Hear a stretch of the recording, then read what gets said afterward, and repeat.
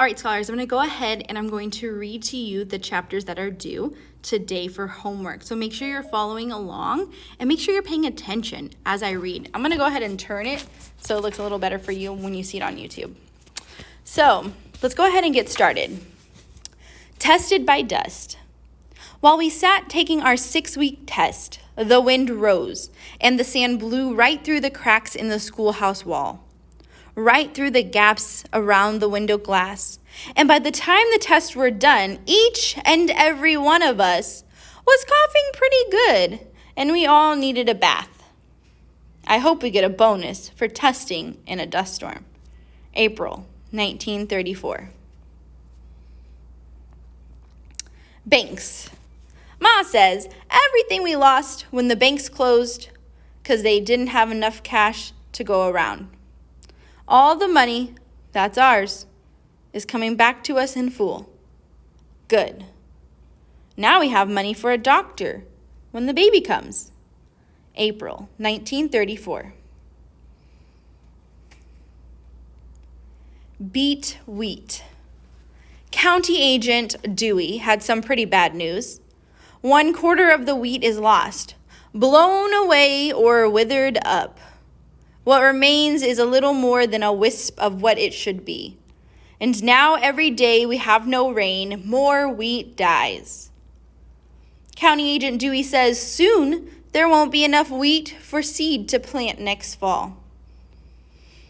The piano is some comfort in all this. I go to it, and I forget the dust for hours, testing my long fingers on wild rhythms, but Ma slams around in the kitchen when I play. And after a while, she sends me to the store. Joe de la Flor doesn't see me pass by him. He rides his fences, dazed by dust. I wince at him, at the sight of his rib-thin cattle, but he's not even seeing them. I look at Joe, and know our future is drying up and blowing away with the dust. April 1934. So I want to bring your attention to this right here. It says our future is drying up and blowing away with the dust. So notice now the dust, this hardship that Billy Joe has been facing, not only affects the wheat and the plants that are cropped, but they have these rib-thin cattle. Remember, cattle are like your cows where you get beef from. So if you're not only losing your wheat, but you're losing your source of meat, think about how that might affect Billy Joe and affect the community she lives in. Let's continue reading. Give up on wheat. Ma says, try putting in a pond, Bayard. We can fill it with the windmill. We've got a good well. Daddy grumbles. The water'll seep back into the ground as fast as I can pump it, Paul. We'll dry up our well and then have nothing left. Plant some other things then, Ma says. Try cotton, sorghum. If we plant the fields in different crops, maybe some will do better than wheat. Daddy says, no, it has to be wheat. I've grown it before. I'll grow it again. But Ma says, can't you see what's happening, Bayard? The wheat's not meant to be here.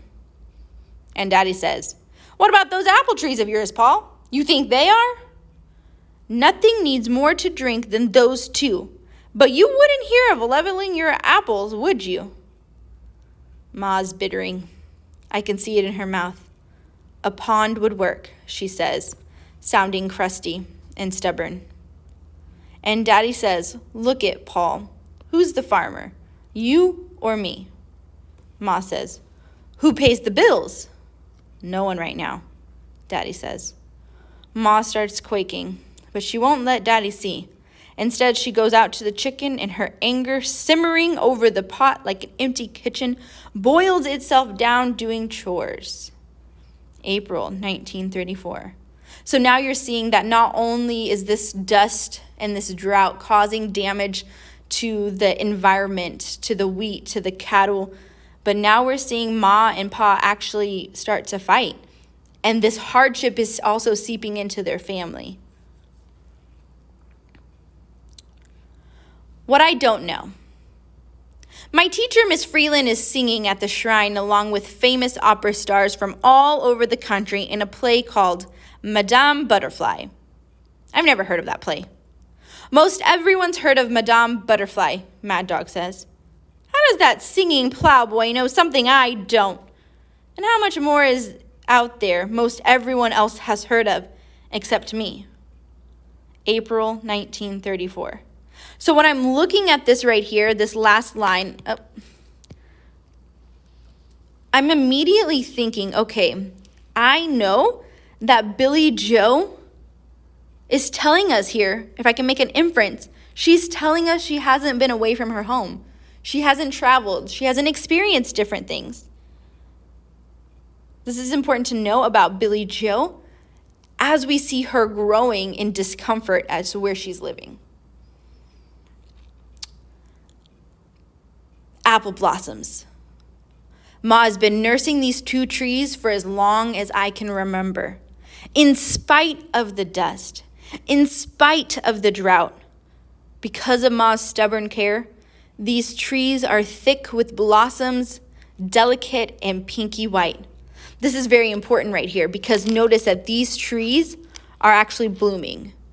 When everything else is dying, these trees are surviving. Because of what? Think about that. Let's keep reading. My eyes can't get enough of the sight of them. I stand under the trees and let the petals fall into my hair. A blizzard of sweet-smelling flowers dropped from the boughs of the two placed there in the front yard by Ma before I was born, that she and they might bring forth fruit into our home together. May 1934. So we'll notice a jump. We're in April, now we're in May. Keeping track of our timeline. World War. Daddy was just 17 when he fought in the Great War off France. There's not much he's willing to say about those days except about the poppies. He remembers the poppies, red on the graves of the dead. Daddy said that war tore France up worse than a tornado, worse than a dust storm. But no matter, the wild poppies bloomed in the trail of the fighting, brightening the French countryside. I wish I could see poppies growing out of the dust. May 1934. Apples. Ma apple blossoms have turned to hard green balls. To eat them now so tart would make my mouth turn inside out, would make my stomach groan. But in just a couple of months after the baby is born, those apples will be ready. And we'll make pies and sauce and pudding and dumplings and cake and cobbler and have just plain apples to take to school and slice with my pocket knife and eat one juicy piece at a time until my mouth is clean and fresh and my breath is nothing but apple. June 1934. So I want you to pay close attention to this repetition of the and. Pay close attention to this and notice how the author is actually writing this poem. It starts to build up kind of suspense.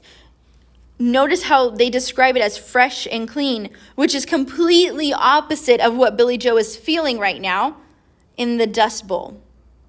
So this is the one positive thing we see. Not only is the piano something that sustains her spirits, but also the apples. Not only does it sustain her emotionally, but physically. Let's keep reading on. Dust and rain. On Sunday, winds came bringing a red dust like a prairie fire, hot and peppery, searing the inside of my nose, the whites of my eyes, roaring dust turning the day from sunlight to midnight. And as the dust left, rain came. Rain that was no blessing. It came too hard, too fast, and washed the soil away, washed the wheat away with it. Now, little remains of Daddy's hard work, and the only choice he has is to give it up or start all over again. At the Strong Ranch, they didn't get a single drop. So who fared better? Ma looks out the window at her apple trees. Hard green balls have dropped to the ground. but there are enough left. Enough for a small harvest if we lose no more. June 1934. So I want you to notice the tone of these last two lines. It goes completely opposite of the tone in the last poem, where Billy Joe was super excited to know that the future was bright, that she would have some apples. But now she's nervous. They're only going to have a small harvest now of the apples. And that's if there's no more dust storms. Harvest. The combines have started moving across the field, bringing in wheat, whatever has managed to grow. Mr. Tuttle delivered the first load to town, selling it for 73 cents a bushel. Not bad. Mr. Chaffin, Mr. Haverstick, and Mr. French, they've delivered their harvest too, dropping it at the Joyce City grain elevator. Daddy asked Mr. Haverstick how things looked, and Mr. Haverstick said he figures he took 8 bushels off a 20-bushel acre. If Daddy gets 5 bushels to his acre, it'll be a miracle. June 1934. So as you can see, a lot of people are suffering. He only got 8 bushels out of what should have been a 12-bushel acre. That means he's lost 20 bushels with the dust storms. On the road with Arlie. Here's the way I figure it. My place in the world is at the piano. I'm earning a little money playing thanks to Arlie Wanderdale. He and his Black Mesa boys have connections in Keys and Goodwell and Texoma. And every little crowd is grateful to hear a rag or two played on the piano by a long-legged, red-haired girl, even when the piano has a few keys soured by dust. At first, Ma crossed her arms against her chest, stared me down, hard-jawed and sharp, and said I couldn't go, but the money helped convince her, and the compliment from Arlie and his wife, Vera, that they'd surely bring my Ma along to play too. If she wasn't so far gone with the baby coming, Ma said. Okay. But only for the summer, and only if she didn't hear me gripe how I was tired, or see me dragging my back end around, or have to call me twice up in the morning, or find my farm chores falling down. And only if Arlie's wife, Vera, kept an eye on me. Arlie says my piano playing is good. I play a set of songs with the word baby in the title, like My Baby Just Cares for Me, or Walking My Baby Back Home. I picked those songs on purpose for Ma and the folks that come to hear Arlie's band. They like them just fine. Arlie pays in dimes. Ma's putting my earnings away, I don't know where, saving it to send me to school in a few years. The money doesn't matter much to me. I'd play for nothing. When I'm with Arlie's boys, we forget the dust. We are flying down the road in Arlie's car singing, laying our voices on the top of the beat Miller Rice plays on the back of Arlie's seat. And sometimes Vera, up front, chirps crazy notes with no words. And the sounds she makes seem just about amazing. It's being a part of all of that. Being a part of Arlie's crowd I like so much. Being on the road. Being somewhere new and interesting. We have a fine time. And they let me play piano too. June 1934. All right, scholars, we're going to go ahead and stop here.